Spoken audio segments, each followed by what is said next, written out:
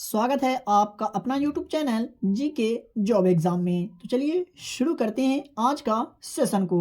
तो आज का पहला प्रश्न है, विश्व में सबसे अधिक वर्षा कहाँ होती है? विश्व में सबसे अधिक वर्षा कहाँ होती है? तो मासिनराम में विश्व में सबसे अधिक वर्षा होती है कहाँ? मासिनराम में। तो इसका सही आंसर हो जाएगा ऑप्शन नंबर सी। मासिनराम पूर्वोत्तर भारत में मेघालय राज्य के पूर्वी खासी हिल्स जिले का एक शहर है। चलिए देखते हैं दूसरे प्रश्न को। आज का 2 नंबर प्रश्न है, चुनाव आयुक्त को किसके द्वारा हटाया जा सकता है? चुनाव आयुक्त को निम्नलिखित में से किनके द्वारा हटाया जा सकता है? सही आंसर हो जाएगा ऑप्शन नंबर सी, मुख्य चुनाव आयुक्त की सिफारिश पर राष्ट्रपति द्वारा चुनाव आयुक्त को हटाया जा सकता है। वहीं बात करें आज का 3 नंबर प्रश्न का, तो जीएसटी को डैशवें संशोधन अधिनियम द्वारा पारित किया गया था? जीएसटी को कौन से संविधान संशोधन अधिनियम द्वारा पारित किया गया था? तो 101वें संविधान संशोधन अधिनियम द्वारा जीएसटी को पारित किया गया था। और जीएसटी लागू करने वाला पहला देश कौन सा है? तो फ्रांस है। ये भी आप याद रखते हुए चलिएगा, यहाँ से प्रश्न एग्जाम में पूछा जाता है। बात करें 4 नंबर प्रश्न का, तो सुप्रसिद्ध फिल्म गांधी का निर्देशन किसने किया? सुप्रसिद्ध फिल्म गांधी का निर्देशन निम्नलिखित में से किसने किया था? तो इसका राइट आंसर हो जाएगा option number C, Richard Attenborough ने सुप्रसिद्ध फिल्म गांधी का निर्देशन किया था। आज का 5 नंबर प्रश्न है, पूना पैक्ट 1932 डैश के बीच हस्ताक्षर किए गए थे? पूना पैक्ट 1932 डैश के बीच यानी किसके बीच हस्ताक्षर किए गए थे? तो इसका राइट आंसर हो जाएगा option number A, doctor BR. Ambedkar और महात्मा गांधी के बीच हस्ताक्षर किए गए थे पूना पैक्ट 1932। यहाँ से आपको 2 प्रश्न कवर हो रहे हैं। जी हाँ, पूना पैक्ट कब हुआ था? तो 1932 में। ये भी प्रश्न एग्जाम में काफ़ी बार पूछा गया है और पूछा भी जाता है, तो आगे भी पूछे जाने की संभावना है, तो आप याद रखिएगा। और किसके बीच? तो डॉक्टर भीमराव अम्बेडकर और महात्मा गांधी के बीच। आई होप कि आपको समझ में आ गया होगा। बात करें आज का 6 नंबर प्रश्न का, तो जनगणना 2011 के अनुसार भारत की साक्षरता दर जो है कितना प्रतिशत है? जी हाँ, जनगणना 2011 के अनुसार भारत की साक्षरता दर निम्नलिखित में से कितना प्रतिशत है? तो इसका राइट आंसर हो जाएगा ऑप्शन नंबर सी, 73.0% है जनगणना 2011 के अनुसार भारत की साक्षरता दर। आज का 7 नंबर प्रश्न है, भारत में अभ्रक का सबसे बड़ा उत्पादक राज्य कौन सा है? भारत में अभ्रक का सबसे बड़ा उत्पादक राज्य जो है निम्नलिखित में से कौन सा है? तो अगर आपने चुना है ऑप्शन नंबर डी, तो बिल्कुल सही उत्तर है आंध्र प्रदेश जो है भारत में अभ्रक का सबसे बड़ा उत्पादक राज्य है। आंध्र प्रदेश के नेल्लूर जिला अभ्रक उत्पादन के लिए प्रसिद्ध है। तो आप जिला का भी नाम याद रखिएगा, आपसे जिला का भी नाम पूछा जा सकता है। बात करें 8 नंबर प्रश्न का, तो निम्नलिखित में से कौन सी नदी हिमाचल प्रदेश डैश से होकर नहीं बहती है? जी हाँ, निम्नलिखित में से कौन सी नदी हिमाचल प्रदेश डैश से होकर नहीं बहती है? तो इसका राइट आंसर हो जाएगा ऑप्शन नंबर सी, झेलम नदी जो है हिमाचल प्रदेश से होकर नहीं बहती है। वहीं बात करें आज का 9 नंबर प्रश्न का, तो लोकसभा का सदस्य बनने के लिए न्यूनतम आयु क्या है? लोकसभा का सदस्य बनने के लिए न्यूनतम आयु कितनी होनी चाहिए? आई होप कि आपको इस प्रश्न का आंसर पहले से जरूर याद होगा। तो इसका सही आंसर हो जाएगा ऑप्शन नंबर सी, 25 वर्ष लोकसभा का सदस्य बनने के लिए न्यूनतम आयु होनी चाहिए। और भारत के संविधान के अनुच्छेद 84 के बी में प्रावधान है। चलिए देखते हैं दूसरे प्रश्न को। बात करें आज का 10 नंबर प्रश्न का, तो काव्य महाभारत के रचयिता कौन है? काव्य महाभारत के रचयिता निम्नलिखित में से कौन है? तो इसका सही आंसर हो जाएगा ऑप्शन नंबर बी, महर्षि वेद व्यास जो है काव्य महाभारत के रचयिता है। तो प्रिय विद्यार्थीगण, आप यहाँ तक आ गए और अभी तक अगर वीडियो को लाइक नहीं किए हैं तो प्लीज़ वीडियो को लाइक करके चैनल को सब्सक्राइब करके बेल आइकन को प्रेस कर लीजिए। आज का 11 नंबर प्रश्न है, एशियाई विकास बैंक एडीबी का मुख्यालय कौन से देश में स्थित है? जी हाँ, एशियाई विकास बैंक यानी एडीबी का मुख्यालय जो है निम्नलिखित में से कौन से देश में स्थित है? तो इसका राइट आंसर हो जाएगा ऑप्शन नंबर डी, फिलीपींस में स्थित है एशियाई विकास बैंक का मुख्यालय।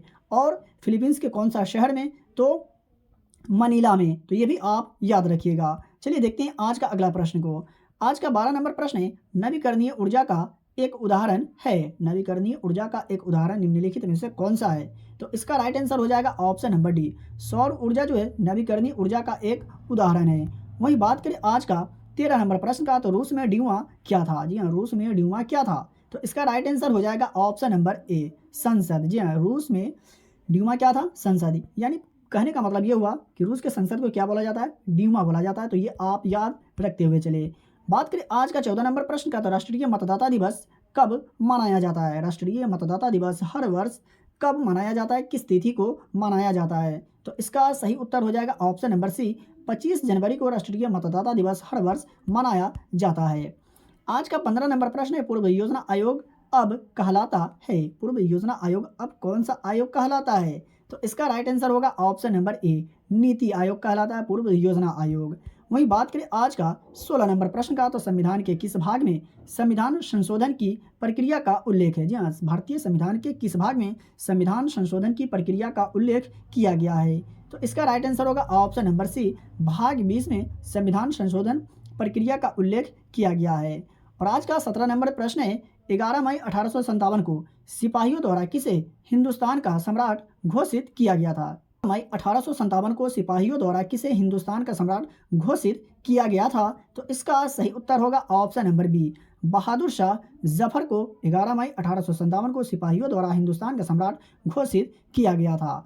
और आज का 18 नंबर प्रश्न क्या कहता है, श्री शैलम जल विद्युत ऊर्जा संयंत्र किस नदी पर बनाया गया है? श्री शैलम जल विद्युत ऊर्जा संयंत्र जो है निम्नलिखित में से कौन सी नदी पर बनाया गया है? तो कृष्णा नदी पर बनाया गया है, तो यानी ऑप्शन नंबर सी इसका सही उत्तर हो जाएगा। श्री शैलम जल विद्युत ऊर्जा संयंत्र कौन सा नदी पर? कृष्णा नदी पर। और कौन से राज्य में? तो आंध्र प्रदेश के कुर्नूल जिले में स्थित है। तो ये भी आप याद रखिएगा, आपसे राज्य या जिला का भी नाम पूछा जा सकता है। आज का 19 नंबर प्रश्न है, निम्नलिखित में से किसे कृत्रिम रेशम के रूप में जाना जाता है? निम्नलिखित में से किसे कृत्रिम रेशम के रूप में जाना जाता है? तो इसका राइट आंसर होगा ऑप्शन नंबर डी, रेयान को कृत्रिम रेशे के रूप में जाना जाता है। और आज का 20 नंबर प्रश्न है, विश्व स्वास्थ्य दिवस कब मनाया जाता है? विश्व स्वास्थ्य दिवस किस तिथि को मनाया जाता है? आई होप कि आपको इस प्रश्न का आंसर पहले से जरूर याद होगा। तो इसका राइट आंसर होगा ऑप्शन नंबर डी, 7 अप्रैल को विश्व स्वास्थ्य दिवस मनाया जाता है। और आज का 21 नंबर प्रश्न है, हेपेटाइटिस ए बीमारी का कारण है? जी हाँ, हेपेटाइटिस ए बीमारी का जो कारण है निम्नलिखित में से क्या है? तो इसका सही आंसर हो जाएगा ऑप्शन नंबर डी, विषाणु जो है हेपेटाइटिस ए बीमारी का कारण है। और वहीं बात करें आज का 22 नंबर प्रश्न का, तो धातु विद्युत के अच्छे सुचालक होते हैं क्योंकि? जी बतलाइए, धातु विद्युत के अच्छे सुचालक होते हैं क्योंकि? तो इसका राइट आंसर होगा ऑप्शन नंबर ए, क्योंकि उनमें मुक्त इलेक्ट्रॉन होते हैं जिसके कारण धातु विद्युत के अच्छे सुचालक होते हैं। आई होप कि आपको समझ में आ गया होगा। आज का 23 नंबर प्रश्न है, निम्नलिखित में से कौन सा एक कोलाइड नहीं है? निम्नलिखित में से कौन सा एक कोलाइड जो है नहीं है? तो इसका राइट आंसर होगा ऑप्शन नंबर डी, बोरिक अम्ल जो है एक कोलाइड नहीं है। वही बात करें दूध का, दही का, मक्खन का, तो ये तीनों कोलाइड है। आई होप कि आपको समझ में आ गया होगा, आप जरूर याद रखें। आज का 24 नंबर प्रश्न है, टमाटर किस अम्ल का प्राकृतिक स्रोत है? टमाटर किस अम्ल का प्राकृतिक स्रोत है, या टमाटर में कौन सा अम्ल पाया जाता है? इस तरह से भी आपसे प्रश्न पूछा जा सकता है। तो इसका राइट आंसर होगा ऑप्शन नंबर डी, ऑक्जेलिक अम्ल का स्रोत है कौन? टमाटर। चलिए देखते हैं आज का अगला प्रश्न को, निम्नलिखित में से किसे कोशिका का पावर हाउस कहा जाता है? निम्नलिखित में से किसे कोशिका का पावर हाउस कहा जाता है? आई होप कि आपको इस प्रश्न का भी आंसर पहले से जरूर याद होगा। अगर नहीं याद है तो आप याद रखिएगा, मोस्ट वीवीआई प्रश्न है। तो इसका राइट आंसर हो जाएगा ऑप्शन नंबर बी, माइटोकॉन्ड्रिया को कोशिका का पावर हाउस कहा जाता है। आज का 26 नंबर प्रश्न है, निम्नलिखित में से पुष्पित पादप का कौन सा भाग द्विगुणित नहीं है? जी हाँ, निम्नलिखित में से पुष्पित पादप का कौन सा भाग द्विगुणित नहीं है? तो इसका राइट आंसर हो जाएगा ऑप्शन नंबर ए, अंडा यानी डिम जो है पुष्पित पादप का द्विगुणित भाग नहीं है। चलिए देखते हैं आज का अगला प्रश्न को। आज का 27 नंबर प्रश्न है, निम्न में से किस युक्ति में विभक्त वलय विपरिवर्तक का कार्य करता है? जी हाँ, निम्न में से किस युक्ति में विभक्त वलय विपरिवर्तक का कार्य करता है? तो इसका राइट आंसर की अगर बात किया जाए तो ऑप्शन नंबर ए राइट आंसर हो जाएगा, विद्युत जनित्र। चलिए बढ़ते हैं अगले प्रश्न की ओर। 28 नंबर प्रश्न है, निम्न में से कौन सा रंग कोहरे धुएं की धूल द्वारा न्यूनतम परिकीर्णित होता है? निम्न में से कौन सा रंग कोहरे धुएं की धूल द्वारा न्यूनतम परिकीर्णित होता है? तो इसका राइट आंसर होगा ऑप्शन नंबर सी, लाल। चलिए देखते हैं दूसरे प्रश्न को। आज का 29 नंबर प्रश्न है, निम्नलिखित में से कौन सा रेखित पेशी का उदाहरण है? निम्नलिखित में से कौन सा रेखित पेशी का उदाहरण है? तो इसका राइट आंसर की अगर बात करें तो ऑप्शन नंबर बी सही उत्तर हो जाएगा, हृदय पेशी जो है रेखित पेशी का उदाहरण है। और आज का अंतिम और लास्ट प्रश्न है, और आज का 30 नंबर प्रश्न है, अल्फा कण डैश के एक परमाणु का केंद्रक है? अल्फा कण जो है किसका एक परमाणु का केंद्रक है? तो इसका सही उत्तर हो जाएगा ऑप्शन नंबर बी, हीलियम। जी हाँ, अल्फा कण हीलियम के एक परमाणु का केंद्रक है। तो आज का क्लास का वीडियो कैसा लगा कमेंट करके ज़रूर बताइएगा। और अभी तक अगर आप वीडियो को लाइक नहीं किए तो प्लीज़ वीडियो को लाइक करें और चैनल को सब्सक्राइब करके बेल आइकन को प्रेस करें। तो चलिए मिलते हैं फिर से एक नए वीडियो में।